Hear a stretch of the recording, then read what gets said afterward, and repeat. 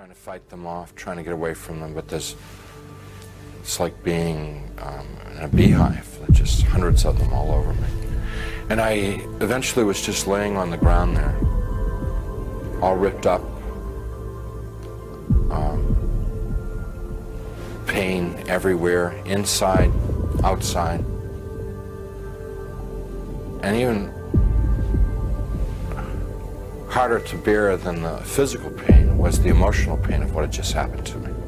The utter degradation that I just experienced. You know, I never once felt that it was unjust or wrong. I heard my voice. It wasn't somebody else's voice. It wasn't the voice of God or anything. It was my voice. And I heard it speak, but I didn't speak it. So whether it's the voice of my conscience or I don't know what it was just, but I distinctly heard my voice say, pray to God. And so I thought to myself, I don't believe in God. Pray to God. And I'm thinking, even if I could pray, I don't know how to pray anymore. I haven't prayed. And at that time, I probably hadn't prayed in 22, 23 years.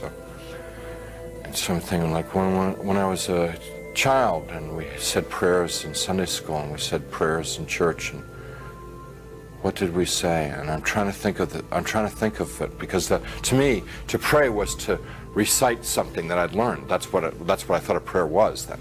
So let's say, the Lord is my shepherd. Give us this day our daily bread. You know, I'm getting all mixed up. I can't remember how to pray. And then the people who were around me, every time I'd like mention God, these people who had attacked me and beaten me, every time I mentioned God, it was as if mentioning God was throwing boiling water on them. They would shriek, they would scream, they would yell, and in worse profanity than anything I've ever heard in this world. The other thing that was happening was that they couldn't bear to be around me talking about God. It was so painful for them to hear about God that they kept backing away. And so I had a sense that I could push them away by talking about God. And so I'm trying to remember prayers, and I'm getting all confused and mixed up, and it was just all crazy, and I'm lying there, and eventually I realized that they're gone, and I'm alone. Now, I was alone there for an eternity. And what I mean by that was absolutely no sense of time. But I thought about my life, thought about what I'd done and what I hadn't done. I thought about the situation I was in. And the conclusion that I came to is that I had lived my adult life, I had lived a selfish life. My only God in my adult life was myself. I realized that I was something terribly, terribly wrong with my life, and that the people that attacked me were the same kind of people that I was. They were not monsters, they weren't demons. They were people who had missed it. The point of being born and being alive in this world. They'd missed it, and they'd lived lives of selfishness and cruelty. And now we're in a world where there was nothing else. There was nothing but selfishness and cruelty, and they were doomed to inflict that upon each other and upon themselves, probably forever and ever and ever and ever, without end. And now I was a part of it. And it seemed like, although I didn't want to be there,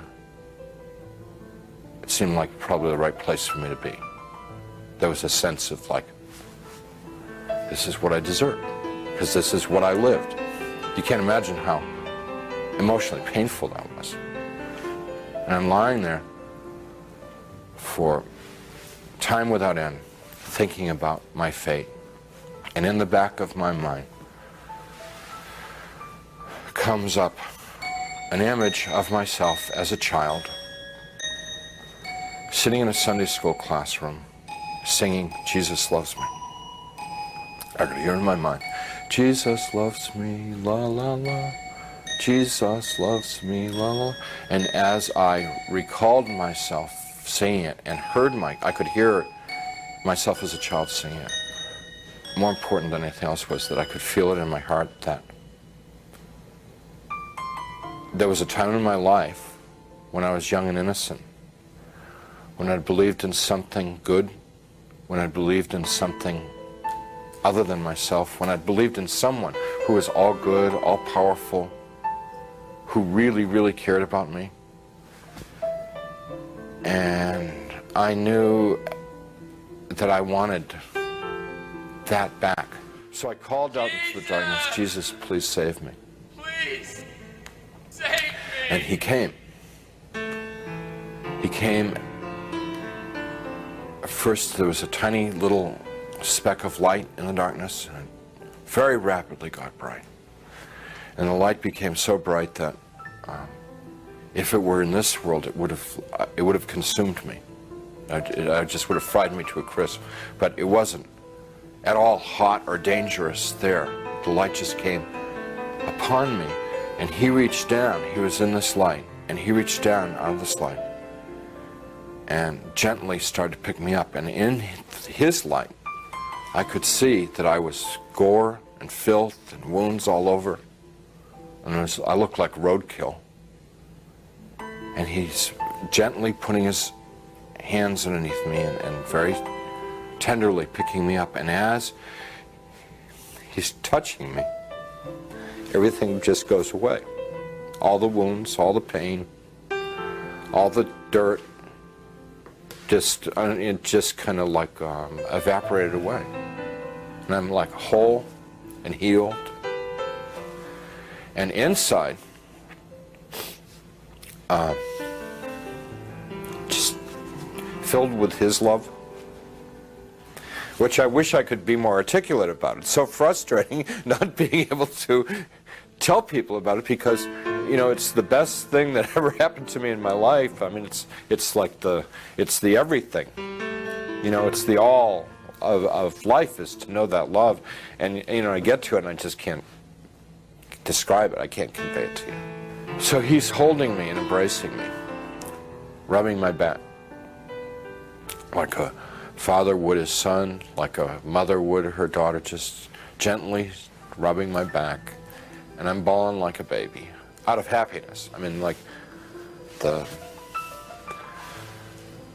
release, you know, having been lost and now been found, having been dead and now brought back to life, you know.